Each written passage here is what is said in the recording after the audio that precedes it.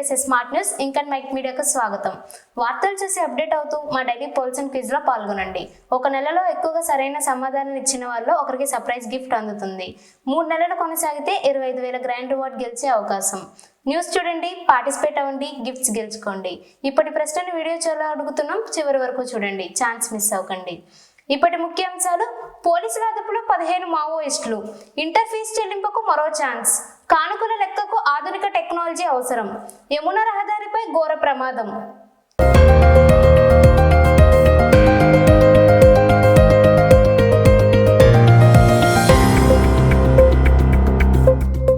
పోలీసుల అదుపులో 15 మంది మావోయిస్టులు.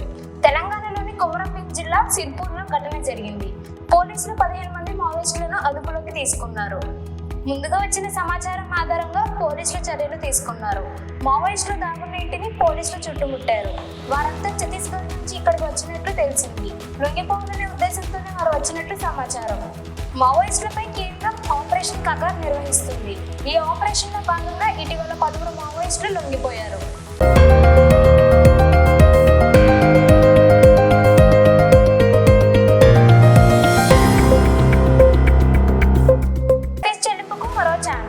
వచ్చే ఏడాది మార్చిలో ఇంటర్ పరీక్షలు జరగనున్నాయి.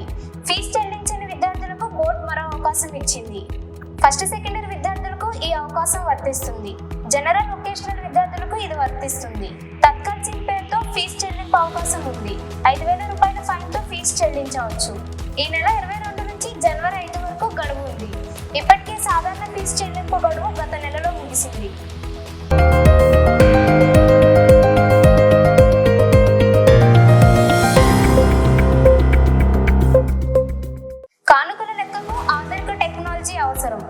కానుకల లెక్కింపులో టెక్నాలజీ ఉపయోగించాలని హైకోర్టు చెప్పింది. పరాక్ మనీ నేరం దొంగతనం కంటే పెద్దదని వ్యాఖ్యానించింది. తప్పు జరిగితే వెంటనే అలర్ట్ వచ్చేలా వ్యవస్థ ఉండాలని, లెక్కింపును మానవ జోక్యం లేకుండా చేయాలని సూచించింది. అవుట్ సోర్సింగ్ ఉద్యోగులకు పూర్తి బాధ్యత ఉండదని పేర్కొంది. ఆ కారణంగానే పరాక్ మనీ ఘటన జరిగిందని తెలిపింది. కానుకల లెక్కింపుకు భక్తులను ఎందుకు తీసుకోవడం లేదని ప్రశ్నించింది. పరాక్ మనీలో టేబుల్ ఏర్పాటు చేయాలని సూచించింది.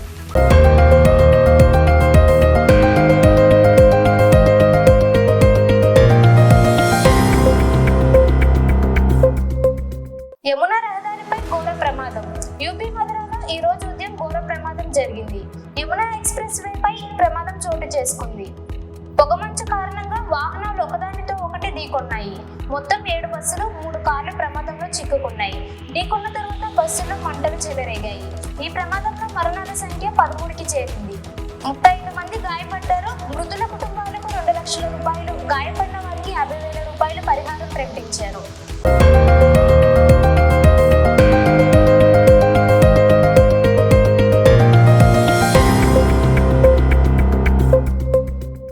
ఇప్పటి న్యూస్ అప్డేట్లు ఇవే. గత బులెటిన్ అడిగిన క్వశ్చన్ కి ఆన్సర్ హాట్ మెటల్ ఉత్పత్తి. ఈ న్యూస్ కి సంబంధించిన క్వశ్చన్ పోల్ జాగ్రత్తగా వినండి. పోల్: ఇంటర్ ఫీజు చెల్లింపు గడువు జనవరి 5తో ముగుస్తుందా? క్విజ్: కానుకల లెక్కింపులో ఏది ఉపయోగించాలని హైకోర్టు సూచించింది? ఈ న్యూస్ వీడియోలో జవాబు ఎక్కడుందో ఆ టైం ఫ్రేమ్ ని మెన్షన్ చేసి మీ సమాధానాన్ని కమెంట్లో పెట్టండి. న్యూస్తో అప్డేట్ అవ్వండి, గిఫ్ట్స్తో సెలబ్రేట్ అవ్వండి. మరిన్ని అప్డేట్స్ కోసం మా ఛానల్ని ఫాలో అవ్వండి. Please like, share, subscribe and do comments. మళ్ళీ తదుపరి వీడియోలో కలుద్దాం. రెడీగా ఉండండి.